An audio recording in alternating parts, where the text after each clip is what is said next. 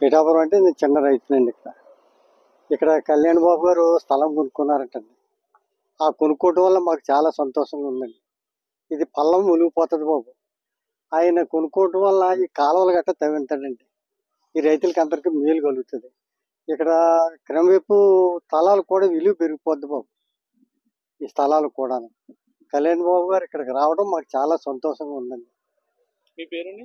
నా పేరు వడ్లబూరి అప్పారావు అండి. ఎంతుందండి పొలం మీకు ఇక్కడ? నాకు ఎంతో లేదండి, 11 సెంట్లు ఉంది బాబు. ఇక్కడ ఆయ్. మీరు పొలం చేస్తుంటారా ఇక్కడ? చేసుకుంటాండి, ఎకరం అరెకరం చేసుకుంటానండి.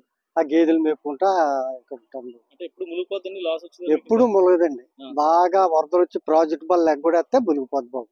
లేకపోతే ఎప్పుడు ములగదండి. నష్టం అప్పుడు నష్టం వస్తుంది బాబు. నష్టం వస్తుందండి. అప్పుడు మా గవర్నమెంట్ ఏమో అనుకోవటం లేదండి. ఇప్పుడు బాగుంటదండి, చాలా సంతోషంగా బాబు. కళ్యాణ్ బాబు గారు రావడం వల్ల ఆయనకి అన్ని పేదరికాలు కూడా అన్ని తెలుసండి. 3 రకాల సినిమాలు తీసినోడు, కష్ట సుఖాలన్నీ తెలుసు కాబట్టి ఆయన మంచి చెడ్ల ఆలోచించి ఏం చేయాలో చేస్తాడని మాకు నమ్మకం. ఇక్కడ మునిగిపోద్దండి.